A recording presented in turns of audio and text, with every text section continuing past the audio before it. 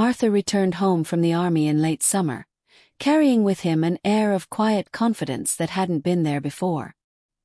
He had left a boy, eager and uncertain, and returned a man. His posture straight, his words measured, his presence commanding in a way I had not expected. It was strange, almost unsettling, to see my son transformed in such a way. Nick and I had prepared for his arrival, cleaning the house, making his favorite meals, eager to welcome him back into the fold of our ordinary lives. Yet, from the moment he stepped through the door, I knew things would never be as they were. His eyes lingered on me longer than they should have, and when I embraced him, the way he held me was different, not the careless hug of a son to his mother, but something else, something deeper. I dismissed it at first, blaming my own imagination. Arthur quickly settled into our home again, though he was no longer a guest but an active presence, asserting himself in ways that were both endearing and unfamiliar. He helped around the house without being asked, fixing things Nick had long neglected, tending to the garden with a meticulousness that made me pause. And most of all, he stayed close to me. Too close. It was subtle at first. The way he would stand beside me at the sink as I washed dishes, his shoulder nearly brushing mine. The way his fingers would graze my hand when he passed me something. The way he looked at me when he thought no one was watching. Nick, perceptive in his own way, began to notice. At first, it was just a slight tension between us. He would glance between Arthur and me during dinner, his jaw tightening as he watched us converse. He would find reasons to enter the room whenever Arthur and I were alone, as if ensuring there was no secrecy between us. And then, when Arthur started calling me Sylvia instead of Mom, Nick's suspicions turned into something darker. The first time it happened, we were in the kitchen. Arthur was helping me set the table, and as I passed him a plate, he took it with a small, knowing smile. "Thanks, Sylvia." Nick's head snapped up from his seat. "What did you just call her?" Arthur turned to him, calm and unbothered. "Sylvia," he repeated.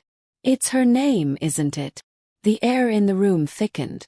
I felt my pulse quicken, but I forced a small laugh. "He's just teasing, Nick." But Nick wasn't amused. His eyes darkened, and I saw something flicker in them, something akin to jealousy, and perhaps for the first time fear. The fights between us began soon after. They started small, Nick making bitter remarks about how much time Arthur and I spent together, how he was always around, how I seemed to light up when Arthur entered a room. Then they escalated, becoming loud arguments behind closed doors, Nick accusing me of something unspoken, something neither of us could bring ourselves to say aloud. And through it all, Arthur remained my quiet refuge. He was always there, a silent support when Nick stormed off, a comforting presence when I sat alone in the dim light of the kitchen, rubbing my temples. He would come and sit with me, saying nothing at first, just waiting, just being there. "You don't have to put up with this," he said one evening after another of Nick's jealous tirades. "He doesn't deserve to make you feel this way." I turned to him, and for a moment I saw something in his expression, something raw, something real. "Arthur, he's my husband." His jaw clenched. "And you're miserable."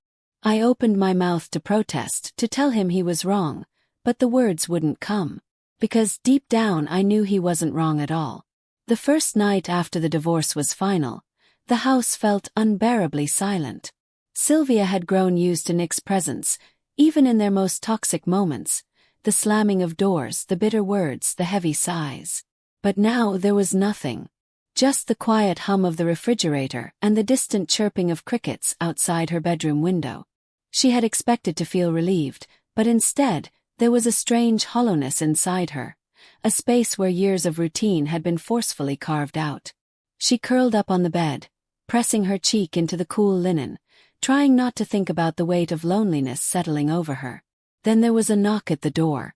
Soft, hesitant. She sat up, rubbing her tired eyes. "Come in." Arthur stepped inside, holding a glass of wine in one hand and a plate of food in the other.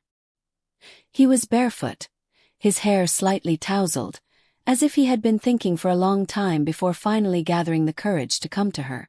"I made dinner," he said simply, setting the plate on the nightstand.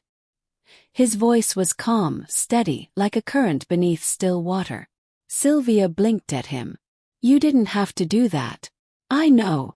He met her gaze. "But I wanted to." For a moment, neither of them spoke. The lamp by her bedside cast a warm glow, highlighting the sharp lines of his face, the strength of his jaw, the shadows beneath his cheekbones. He looked older than before, more sure of himself. She reached for the wine glass and took a slow sip. The taste was rich, deep, curling down her throat like something dangerous. Arthur sat down at the edge of the bed, watching her. "Are you okay?" Sylvia let out a quiet laugh, shaking her head. "Not really." He exhaled, as if he had been holding his breath. "Yeah," he murmured. "I didn't think so."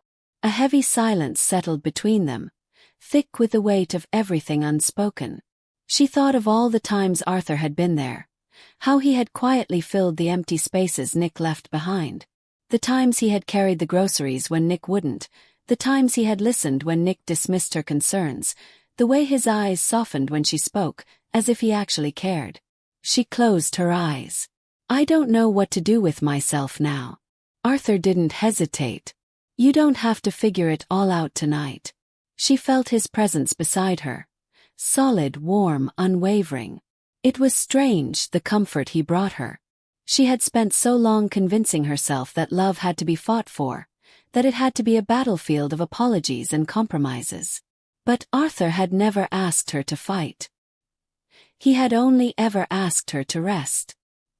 He reached out then, just the smallest movement, his fingers brushing against her hand.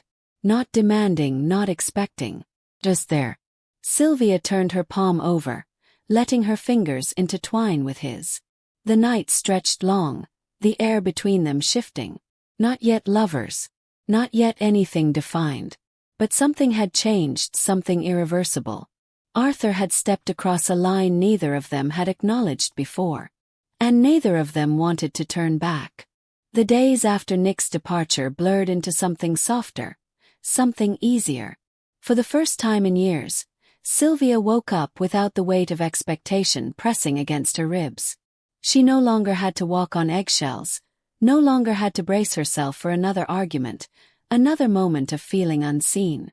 And Arthur made sure she never felt invisible again. He had always been attentive, but now it was different. He noticed the little things, how she liked her coffee in the morning, how she hummed softly to herself when she was lost in thought.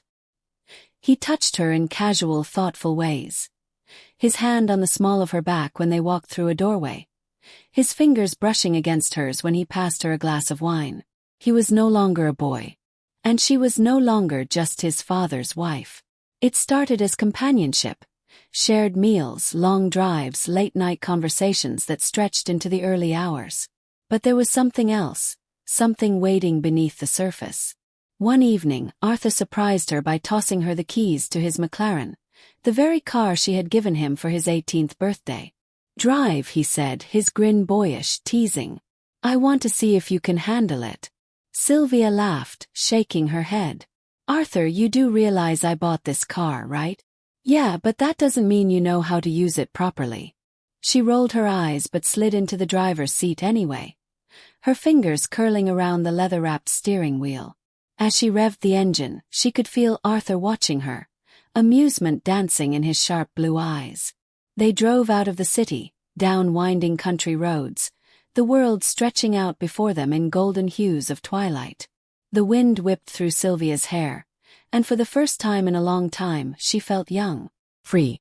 Arthur leaned back in the passenger seat, his gaze lingering on her. "You look happy." "I am," she admitted, surprising herself. "I haven't felt this way in a long time." He didn't respond immediately, just studied her as the sun dipped below the horizon.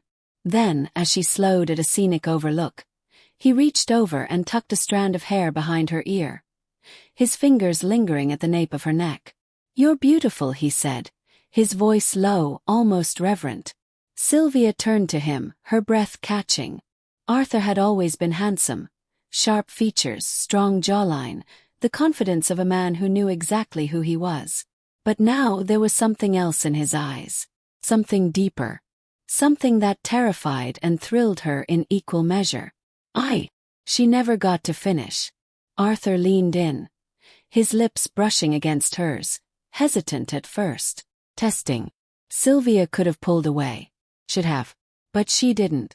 Instead, she melted into him, her hands finding their way into his hair, her body pressing against his as the kiss deepened. Arthur kissed her like she was something rare, something precious. Like she wasn't just a woman with a past, but a woman with a future.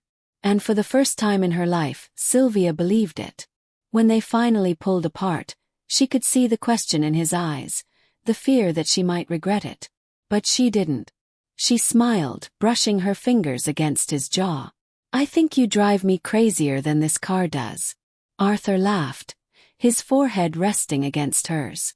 Good, he murmured. Because I'm not letting you go now. Neither of them said it aloud, but they both knew. Something had shifted between them that night. And there was no going back. The days melted into weeks, then months, and every moment between them was filled with something new, something intoxicating. Arthur made Sylvia laugh in a way she hadn't in years. He made her feel wanted, adored, and understood.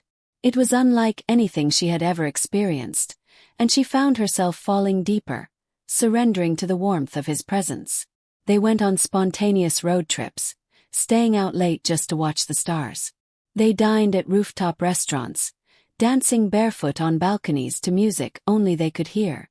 Arthur spoiled her with little surprises, a handwritten note tucked under her coffee cup, a bouquet of wildflowers picked from the side of the road, a playlist he made just for her. And Sylvia, she gave him everything. Her time, her laughter, her heart.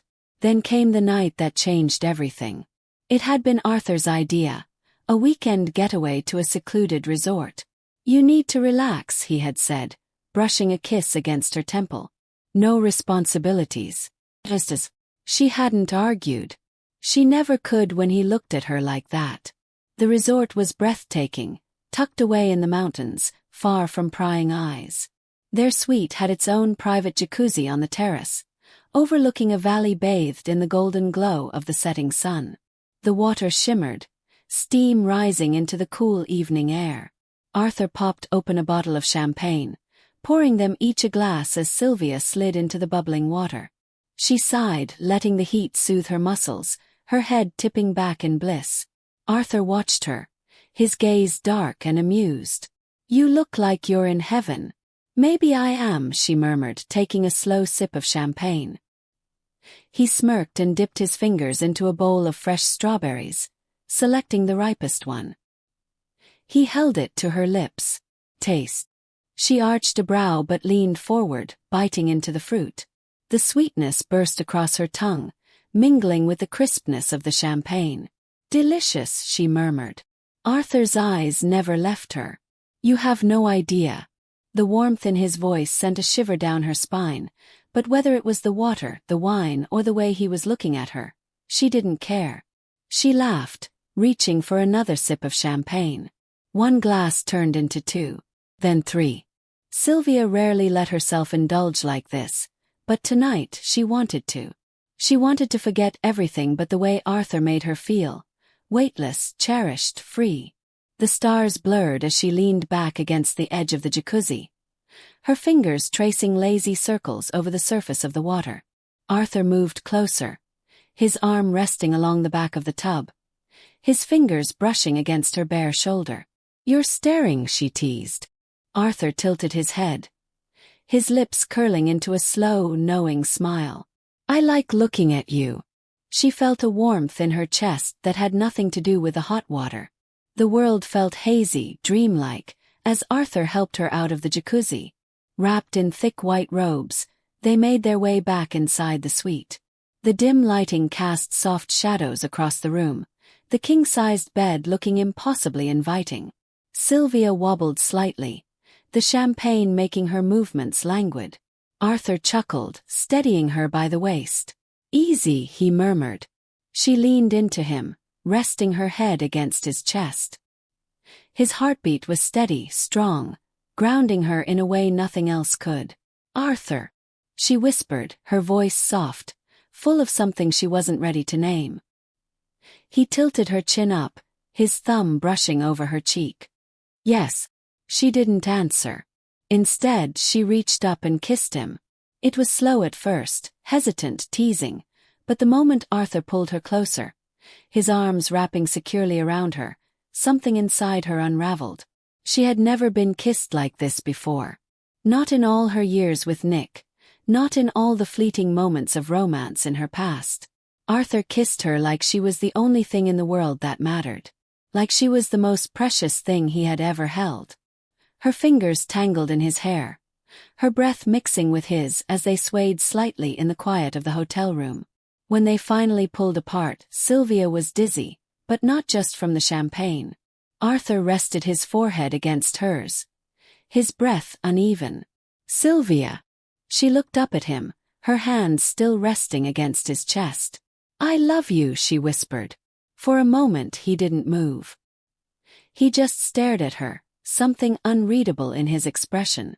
Then, ever so slowly, he smiled. And kissed her again. This time it was a promise. And Sylvia knew, there was no turning back now. The morning after that night, Sylvia woke up to the soft glow of sunlight filtering through the curtains. The sheets beside her were rumpled, still warm, and the air carried the lingering scent of Arthur. Something clean and masculine, something that made her close her eyes and breathe in deeply. She turned onto her side and found him watching her. His head propped up on one hand. His hair was tousled. His lips slightly curved into a lazy, satisfied smile. Good morning, he murmured. Sylvia reached up, tracing her fingers along the sharp line of his jaw. Morning. Neither of them moved for a while.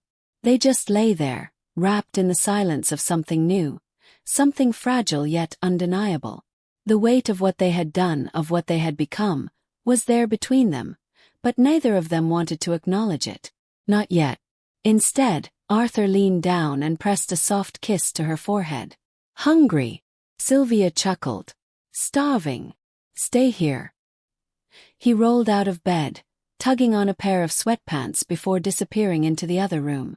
She could hear him moving around the suite's small kitchen, the faint clatter of plates, the sizzle of something hitting the pan. Sylvia sighed, stretching beneath the covers. She had never been this happy. Not with Nick. Not with anyone. She had always been loved for what she could give, for the way she made others feel. Nick had loved the way she looked beside him, loved the way she made him seem successful, powerful. But Arthur loved her for who she was. The thought sent a warmth through her, something that settled deep in her bones. She threw on a robe and padded into the other room. Arthur was standing by the stove, barefoot, flipping pancakes. His back was strong, his shoulders broad, but when he turned to look at her, there was something so open, so boyish about his smile that it made her heart ache. Sit, he said, motioning toward the counter. I made coffee. She took a sip, humming in approval. Not bad. Arthur smirked, sliding a plate in front of her. I told you I take care of the people I love. The words weren't meant to be heavy. They were simple, effortless, spoken like a fact. But Sylvia felt them settle in her chest, spreading warmth through her limbs. They spent the entire day in that little hotel suite, wrapped in each other, in laughter, in whispered conversations.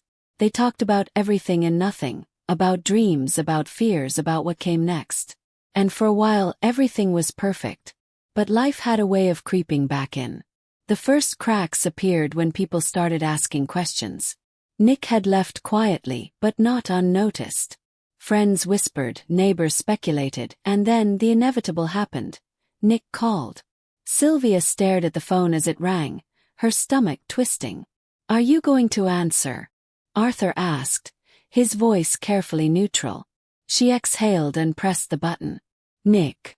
There was silence, then a slow, bitter laugh. So it's true. Sylvia closed her eyes. What do you want? Nick didn't answer right away. When he finally spoke, his voice was quieter, but no less sharp. I just don't understand, Sylvia. Him. Of all people. Her grip on the phone tightened. It's none of your business anymore. He's a child. He's a man. Nick scoffed.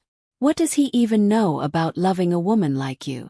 Sylvia swallowed the lump in her throat, her gaze flickering to Arthur, who was watching her carefully from across the room. More than you ever did.